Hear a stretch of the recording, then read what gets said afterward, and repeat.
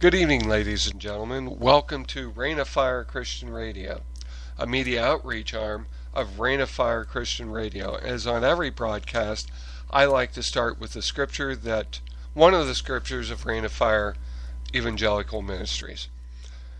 And Jesus was handed the book of the prophet Isaiah, and this is in Luke chapter 4, verse 17. And when he'd opened the book, he found the place where it was written, "The Spirit of the Lord is upon me, because he has anointed me to preach the gospel to the poor. He has sent me to heal the brokenhearted, to proclaim liberty to the captives, and the recovery of sight to the blind, to set at liberty those who are oppressed, to proclaim the acceptable year of the Lord." Jesus is the message, and I'm only one of the messengers. Well, to set the stage for Jesus in the House, there's a subtitle called "People Are Looking for Jesus in All the Wrong Places." So I need to set this up with something that I did more years ago than I care to remember or care to confess.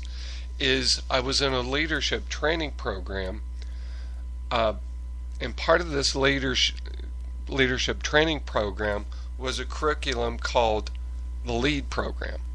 Well, LEAD, the acronym for LEAD was Leadership, Education, Adventure, and Direction. Sounds pretty cool, huh? So what this was about is there would be 8 to 9 groups of people that would hitchhike from Emporia, Kansas to Tinney, New Mexico. Now, some of you might know where Emporia, Kansas is. It's above Wichita, but probably nobody has a clue where Tinney, New Mexico is. Well, we'll talk about that. So we got called up in January, the middle of January, in order to hitchhike down to Tinney, New Mexico to do the LEAD, which was rock climbing, hiking, and camping out. So these are the instructions we were given. We would pack our stuff that we would need in suitcases because we didn't want to look like we were vagabonds. Even with a suitcase on the side of the road, you may still look like you're a vagabond. They gave us $20, and that's all that we had. We weren't supposed to take any more. And the reason for that was, if we got picked up by the police and we had money on us, then they wouldn't hold us and throw us in jail for vagrancy.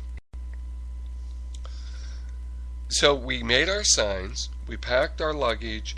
In the morning we were dropped off on Route 35 outside of Emporia, Kansas, and we were on our way. We had 30 hours to get to Tinney, New Mexico. Now, Tinney, New Mexico, driving is 11 and a half hours. 753 miles to get to Tinney, New Mexico, and they gave us 30 hours. So we get dropped off on the side of the road, all 8 couples or 8 groups, and we stick our signs out and we're ready to go. The next stop is Wichita, Kansas. So we stuck our signs out. We were getting really concerned because it was an hour and a half to 2 hours before somebody picked us up and took us heading south. Well, we got to Wichita, in which on the outside of Wichita, we got dropped off, and then we got another ride all the way from Wichita to their next big city, which was Oklahoma City. Now, once we got to Oklahoma City, we had to make a right because we were going to our next stop, which was Amarillo, Texas, or the next big city. So we got a ride to Oklahoma, got over onto the freeway to get to Amarillo, and then we were picked up by somebody else. And I want to tell you, ladies and gentlemen, there wasn't like 2 or 3 minutes between rides. We had to have our signs out for a while before we would get picked up. So we got Oklahoma City, and we got driven to outside of Amarillo, where we were dropped off. Then was the next stop, which was going to be Clovis, New Mexico. Now, I don't know too many people that would hitchhike into New Mexico. I would probably guess that there'd be more people wanting to hitchhike out of New Mexico. Hey, New Mexico has some pretty places in it, but for the most part, besides maybe Albuquerque, there's not a whole lot of places I would want to live in New Mexico. However, we had to get to Clovis. We got a ride to Clovis. Next spot was Roswell. We got a ride to Roswell. Now, we didn't see any aliens. We didn't see any Area 51s, and for our international guests, you'll have to look that up on the internet. Just type in Roswell, New Mexico. You'll find out all about it. From Roswell, we hitchhiked to Tinney, New Mexico. Now, Tinney was a post office and maybe 3 houses, and the post office was a grocery store. Not much in Tinney. There was no stop sign. There wasn't a traffic light. It was a straight shot through Tinney. But we were dropped off. Fortunately, we were there in, I would say, 27 and a half hours, which was close to the 30 hours. And I think I said this, but if we didn't get there in 30 hours, we would have to turn around and come back. Number one, because the people that were going to pick us up to take us up to the property that was owned by the group, they wouldn't be there. We didn't have cell phones back then, so they would have to turn around and come back, basically as a consequence of not being there and not being able to get a hold of this. A consequence of going back because you didn't have enough faith. Well, we get there. So the next stop is we go up to the property. There's a beautiful cabin there, and I'm thinking, hey, this is great that we're going to be working out of here. Well, not so much. We slept that night in the cabin. The next morning we're getting ready to be sent out into our base camp. So that we got loaded down with food. We also had pots and pans that we needed to take, our clothing, our water bottles that we needed to take with us in order for us to drink, because it was so arid. We needed to make sure that we were properly hydrated so there wouldn't be any problems there. And then we had ropes because we were going to do rock climbing, and we needed those ropes in order to help us get up to over the sheer rock wall into, and come back down again. And I'm not talking about something that's like maybe 40 feet or 30 feet.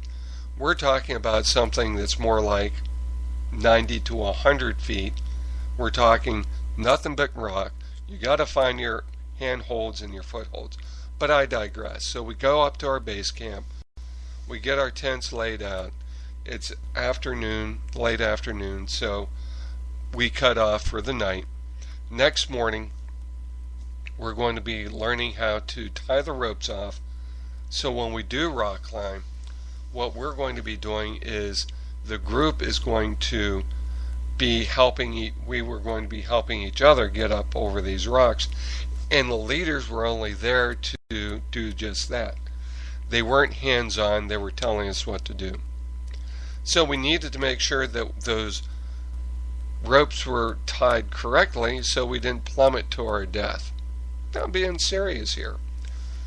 So we did that. Also, they took us to like huge boulders. I'm talking boulders the size of, I don't know, cars or trucks. And what we were supposed to do is we were supposed to climb up these things in order to practice getting handholds and footholds so we could get to the top of a rock. And then that was going to help us when we did rock climbing the next day. Well, the next day we hiked out to find some rocks to climb. I'm talking about sheer walls that were on a grade that we would have to climb up, and all we had was a rope attaching to us that kept us from falling. So we got there. The first time I climbed up, it was kind of shaky. I don't think that the rope helped me come up, but I knew I was clinging to this wall, and I was concerned that I would be heading south on to the ground below. But I made it up. I got into the position to what it was called as belay somebody else up. That means I was the anchor to assist that person to come up the side of the wall. So they got up, then it was their turn. I in turn went over to another area where we rappelled down to the ground to do it again. This was cool, ladies and gentlemen. I liked doing this. We did this for 2 days. The next day we were going to hike up to a peak within the Capitan mountain range, and there we were going to camp out. So we started zigzagging our way up the mountain in order to get to this peak. It was slow going because some of us were more in shape than other people. Some people, they had never done anything like this before, and it was difficult for them. I remember one that a woman lost her foothold and she tumbled back. I'm talking about maybe 25 or 30 feet. Thankfully that she was okay, but even if she wasn't okay, we would still have had to take her to the top of the peak because, hey, look, we're the leaders. We're the ones that had to, suck it up and get up there. And it was a leadership that was, egging us on, so to speak, criticizing us, maybe yelling at us to get going to get to the peak. Well, we got to one of the highest peaks in the Capitan mountain range. We looked at another peak which was higher than what we were on, and then we were criticized because if we had been faster, we would have been able to get to the next peak. Well, we bedded down for the night. We ate, we bedded down for the night. We were going to have a sunrise service the next morning. So we camped out underneath the stars. The next morning, and this was gorgeous, we saw the sun come up over the mountains. It was just beautiful. I still see it in my mind's eye. And we're at this point over 9,000 feet on a mountain in Tenney, New Mexico in January. Thankfully, it wasn't as cold as it could have been, because that would have been just real nasty. So we hiked back down to our base camp. The next thing that we were going to do that evening is they were going to set us in different locations by ourselves. We had a journal if we needed one. We were supposed to make a fire and keep it going. We were also supposed to make shelter, like a lean-to or something against a rock, so we would have someplace warm to stay that night. Well, I did that. I made the fire, had the lean-to going, and there I was staring in the fire, looking for the meaning of life.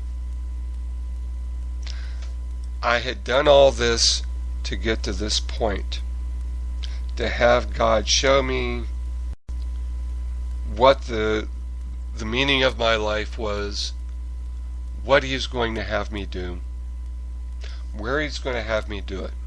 So as I sit there and I got twigs and I'm breaking them in the fire, and this is all the bad stuff that I did ever in my life. I just wanted to clean my heart out, and this is the thing that came up inside of me. It wasn't specific, but it was certainly a way to act in my life in order for something to happen. And I'm asking God, well, what do you want me to do? Where do you want me to go? And it bubbled up inside of me saying, if you want to be sent into a direction, you have to move. And that makes sense, ladies and gentlemen. If you're driving a car, if you're walking, it's really difficult to make a car go anywhere when it's in park, right? You can turn the wheels, you can sit there, blow the horn, play the radio, but unless you start the car and put it in drive, it's not going to go anywhere. You're not going to get to any direction. because you're not